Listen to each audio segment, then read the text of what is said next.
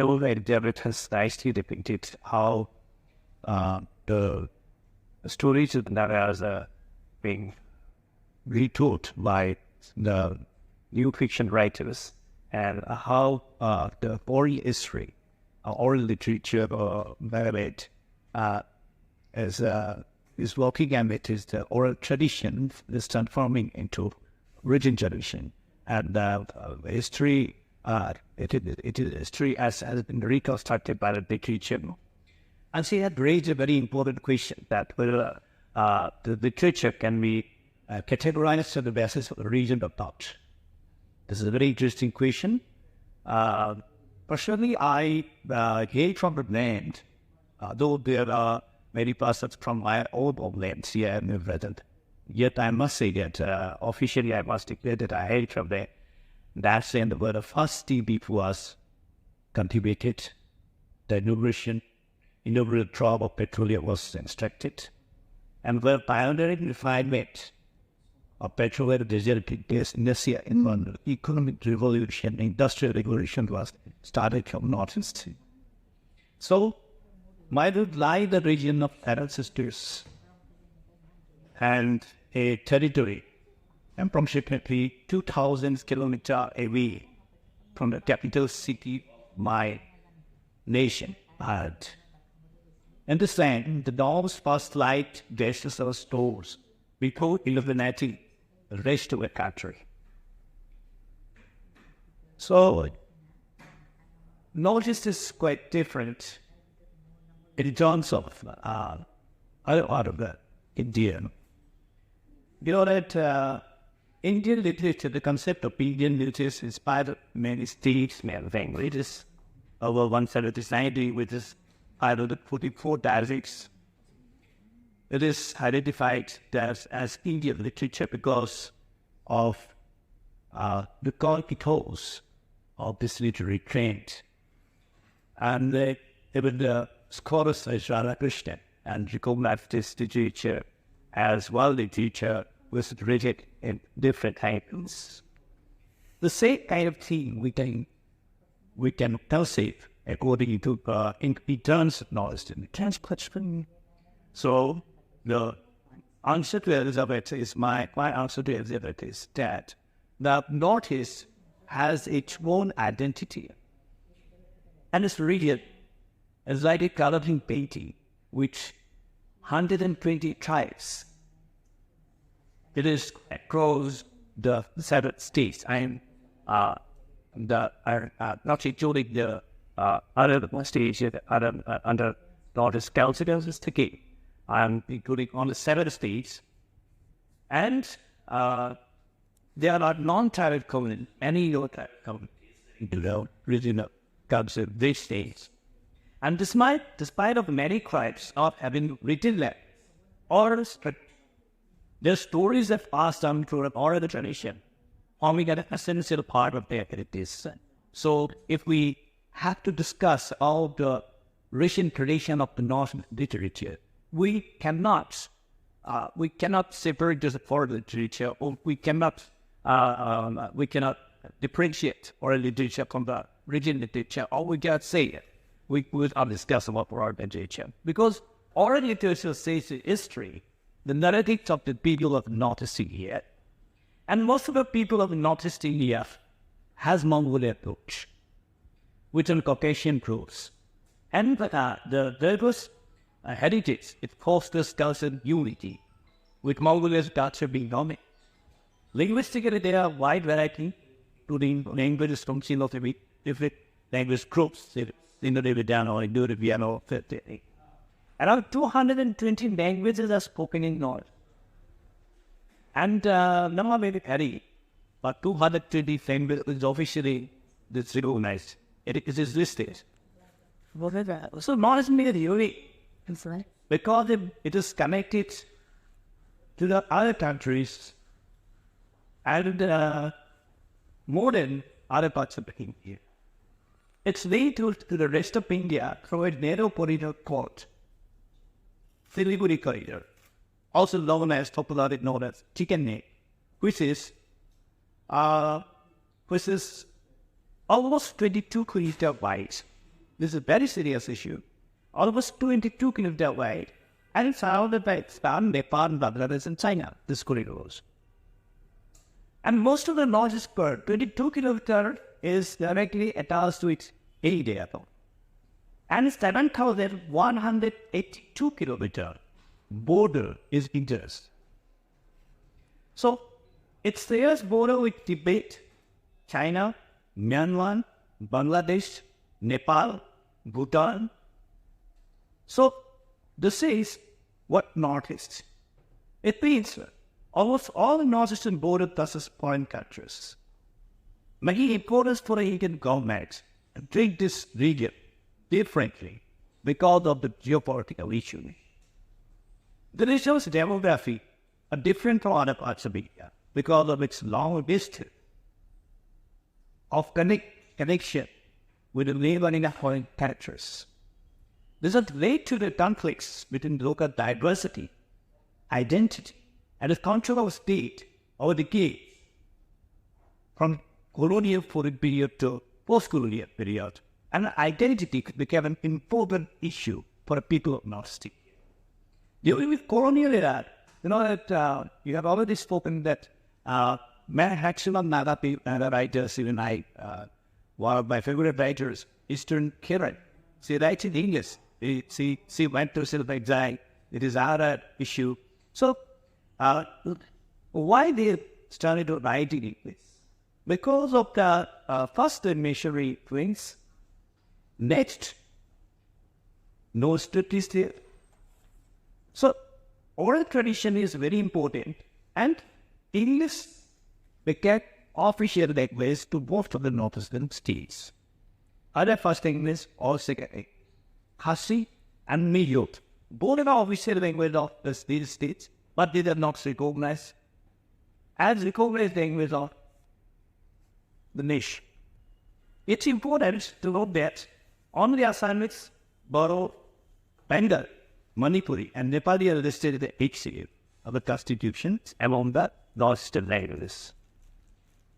So, because of the language difference, written literature in Northeast mostly mostly use Migo, Mejo, Garo, Kasi, Meti, and the Assamese, Boro, etc. There are also many Inuit English writers in the region, portraying their local themes. So it is not that Northeast diverse languages. Understanding its literature involved, understanding its literature involves two steps.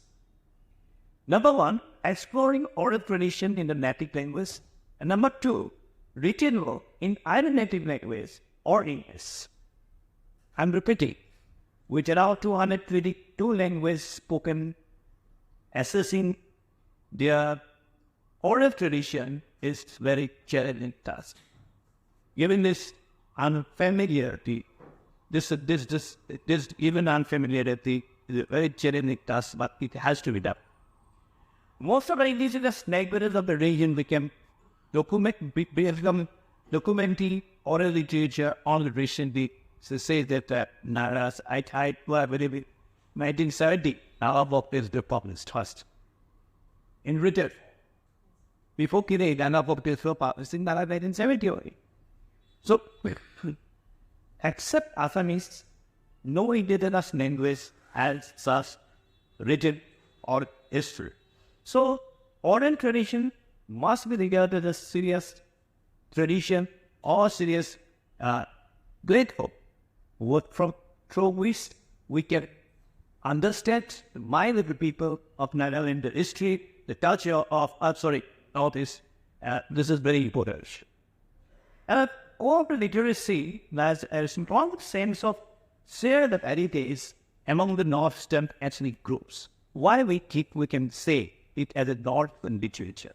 We have a shared heritage, and yes, of course, we have separate different problems, but the shared identity shapes the essence of the region's literature, which is addressed by its linguistic and cultural diversity.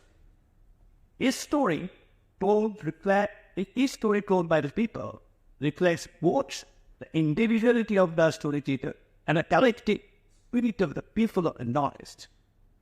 Against India's diverse backdrop, Northeastern literature stands out as a vibrant expression of unity, with folklore showcasing shared cultural forms despite linguistic and ethnic differences. That's why we can identify Northeastern literature as one literature. What I will say, what I will this time literal. The people of Northeast have faced social and political failures, and throughout the history, especially during the post-colonial and post-colonial period, and a very geopolitical sensitivity has influenced how the state interacts with it, how the state has been interacting with the geopolitical issues of Northeast, leading to the effort of self-identity and the clashes with state authorities among groups like Baras, Betu, Bijos, Boros, and other tribes. So these conflicts often marked by violence. This is what we have seen. It also great its mark in the Northeastern literature, what Tamsula Ao or Kiri has written. Ascended writers, I must say, realize about the ascended writers also. Two prominent writers are here, the University of Life, and from Virendra Kumar Bhattacharya we turn. Virendra Kumar Bhattacharya played a vital role in portraying Northeastern literature, Northeast life for his novels. Recent decades have seen Assam dealing with demographic changes due to migration, particularly from Bangladesh. Assamese writers have reported by capturing the struggles of these problems, these issues, which are basically linguistic. This is related basically language and identity. So Assam's history, including migration of tea-garden laborers during British rule, has led its unique dynamics to the region. So writing Dr. Dhruvalji Bora is here, Dr. Dhruvalji Bora, Dilip Bora, Vita Chaudhary. All these people are contemporary writers, or poet Kavita is here, Manikantala was there. So these people are trying to capture what is happening in this changing geopolitical scenario in Assam, Assamese society. And the urbanization, globalization, all these issues are there. These issues are also being dealt with by writers very nicely. So, the Northeastern literature, this has some uniqueness, this has some uniformity, and this has some common issues. So Northeastern literature, the writers of Northeast often revisit their own history and experience. For instance, writers like Mr. Kiri, Tamsula Ao. I want to quote just two lines from Tamsula Ao's poetry. We borrowed their might, at their manners, adopted their goals, and became perfect meanings. This is what the feelings of the people of Northeast. This is what the issue of identity depicted by the people of writers of Northeast. So, yes, of course, because of the recognition, official recognition, Boro, the Fari, when they language is a little bit secure. But speakers of these languages in Northeast share cultural affinity and face similar challenges. Despite this, the literary landscape of the region remains largely unexplored, with oral literature over several written works. So, language barriers, last I must say that language barriers pose challenges, but there is a resilient unity of consciousness in the Northeast. Translation efforts can bridge this gap, fostering a deeper understanding of the region's collective consciousness. Northeastern literature, at last, I want to say that Northeastern literature finds like a radiant rainbow with Indian literature. I repeat, It is a radiant rainbow with Indian literature waiting to be explored. With these words, I conclude my remark and again offer my gratitude to Sahitya Academy to provide me the opportunity to chair this session and to deliver a few words about my feelings about the Northeastern literature in this auspicious occasion. Thank you. Thank you.